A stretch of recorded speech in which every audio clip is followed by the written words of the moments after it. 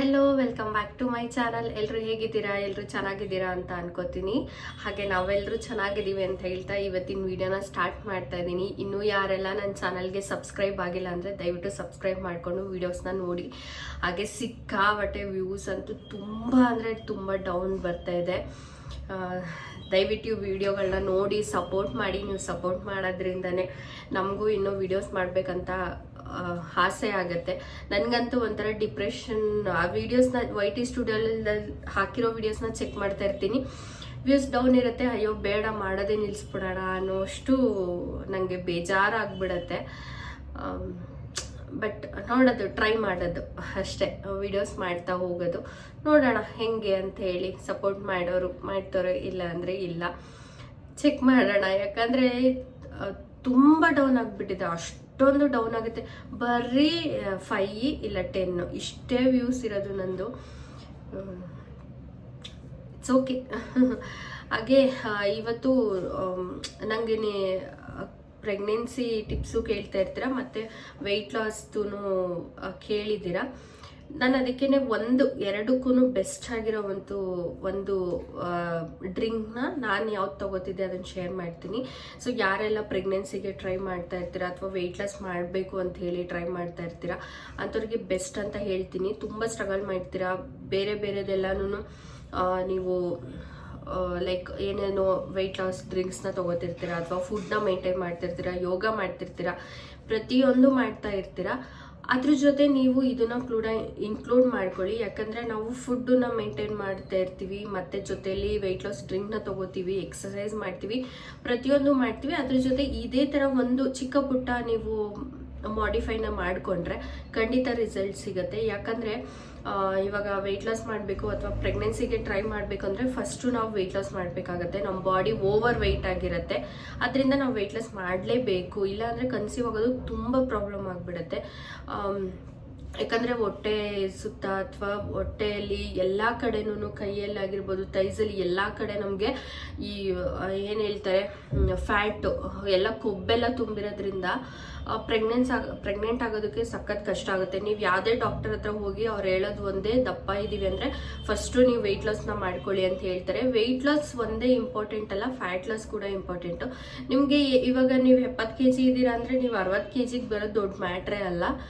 ಬರ್ಬೋದು, weight loss ಕೂಡ ಕಷ್ಟನೇ, ಬಟ್ ಬರ್ಬೋದು. ಆದರೆ ಅದ್ರ ಜೊತೆ ನೀವು ಈ ಫ್ಯಾಟ್ ಏನಿರುತ್ತೆ ಇದನ್ನ ಕೂಡ ನೀವು ಬರ್ನ್ ಮಾಡ್ಕೊಂಡು ಬರಬೇಕಾಗತ್ತೆ. ನೀವು ಬರೀ ವೆಯ್ಟ್ ಲಾಸ್ನ ಮಾಡಿದ ತಕ್ಷಣ ಫ್ಯಾಟ್ ಲಾಸ್ ಆಗತ್ತೆ ಅಂತಲ್ಲ, ಅದ್ರ ಜೊತೆ ಫ್ಯಾಟ್ ಲಾಸ್ ಆಗಲೇಬೇಕು, ಆವಾಗಲೇ ನೀವು ಕನ್ಸೀವ್ ಆಗೋದು. ಹಂಗಂತೇಳಿ ದಪ್ಪ ಇರೋರೆಲ್ಲ ಪ್ರೆಗ್ನೆಂಟೇ ಆಗಿಲ್ವಾ ಅಂತ ಕೇಳ್ಬೋದು.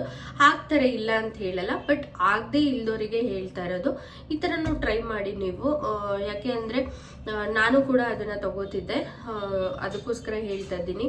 ಸೊ PCOD ಕೂಡ ಕ್ಲಿಯರ್ ಆಯಿತು ನಂದು, ಆ್ಯಂಡ್ ಪ್ರೆಗ್ನೆನ್ಸಿ ಕೂಡ ನಂದು ಕನ್ಫರ್ಮ್ ಆಯಿತು. ಅದರಿಂದ ಹೇಳ್ತಾ ಇದ್ದೀನಿ. ಬೆಸ್ಟು ಡ್ರಿಂಕ್ ಅಂತಲೇ ಹೇಳ್ಬೋದು ಜೀರಿಗೆ ವಾಟರು. ಸೊ ನಾನು ಜೀರಿಗೆ ವಾಟರ್ ತೊಗೊಬೇಕಾದ್ರೆ ನಂಗೆ ಸಖತ್ತು ಹಿಂಸೆ ಆಗ್ತಾಯಿತ್ತು. ಅದನ್ನು ಕುದಿಸಿ ಚೆನ್ನಾಗಿ ಕುಡಿಯೋದಕ್ಕೆ ಆಗ್ತಾ ಇರಲಿಲ್ಲ.